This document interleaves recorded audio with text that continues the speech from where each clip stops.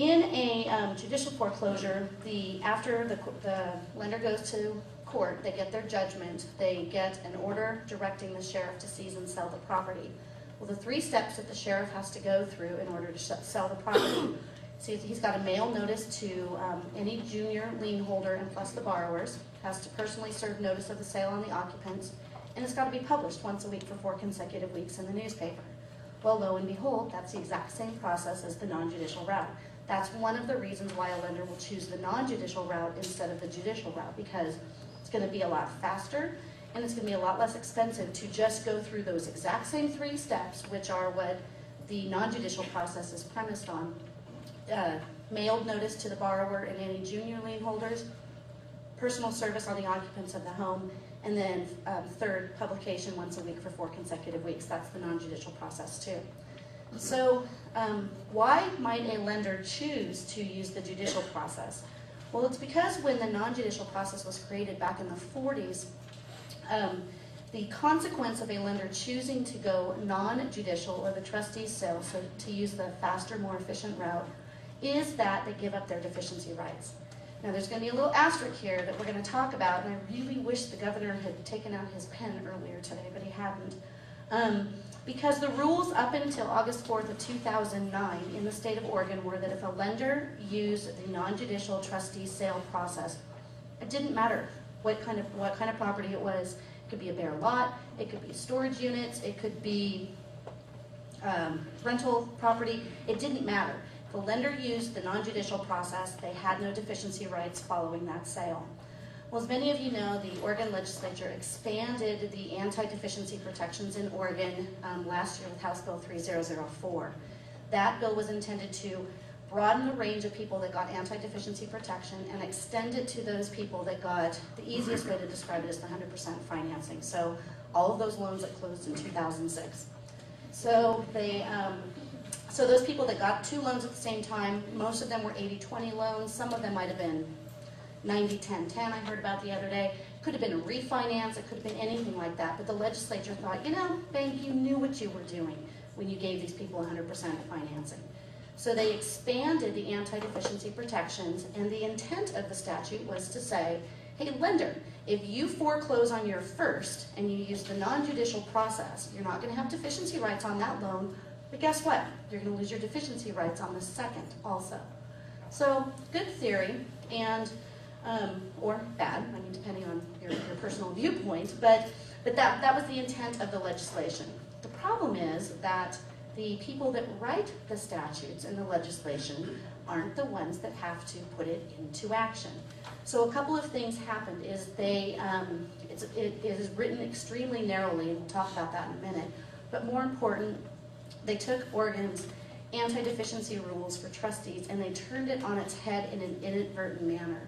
What they did is the law used to say, following a trustee's sale, no further action could be brought on the note secured by the trustee foreclosed. Pretty simple, just means after the foreclosure, that note is torn up. I like to describe it as, you know, you've got 2 important documents here. You've got a promissory note and you've got a deed of trust. So after a foreclosure sale, the promissory note's torn up and so is the deed of trust. But what they did is they inserted the word residential, and we can talk in detail if we want later about why that happened, but they inserted the word residential. So now the current version of the law that's been in effect since August of 2009 says, following a trustee's sale, no further action can be brought on the note secured by the residential trustee foreclosed. Now, when I first read that, I thought, well, most of these are residential properties, you know, investment properties, but no, it only means borrower's primary residence. And that's because the trustee statute specifically defines residential trustee as being the property occupied as the primary residence at the time the foreclosure is commenced.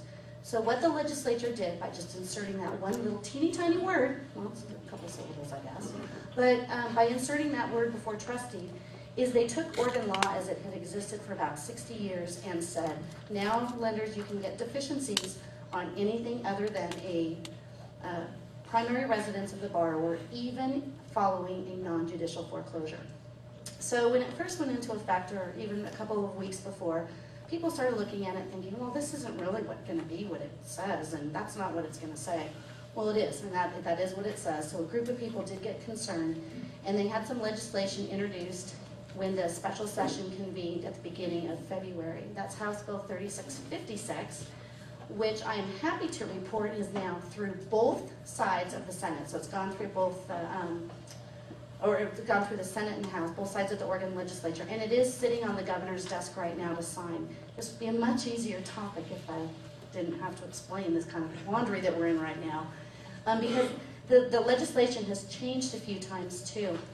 One of the key components is they took out the word residential. So Oregon law is going to go back to exactly how it's been, that following a non-judicial trustee's sale, there will be no deficiency rights on any type of property. Now, what's going to happen to those properties in that gap period though? Because remember, this law has been in effect since August 4th of 2009. Well, the original version of the legislation said basically those rights go away. Deficiency rights, they were making it retroactive. They had a small exception for lenders who had vested their rights, who had already filed some sort of a lawsuit. But they even took that out in the version that just got passed and is waiting to be signed. It's basically taking this all the way back to August 4th of 2009 and saying that no deficiency rights exist.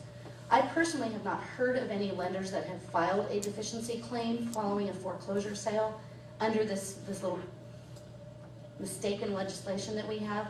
But even if they do, those borrowers are going to have a defense to it. I highly anticipate, I checked as early as I think noon today was the last time I checked to see if it had been signed, and it had not yet. But I have every reason to believe that it's going to be signed, and you'll never hear a lawyer guarantee you anything, but I'm pretty comfortable saying that the legislation is going to be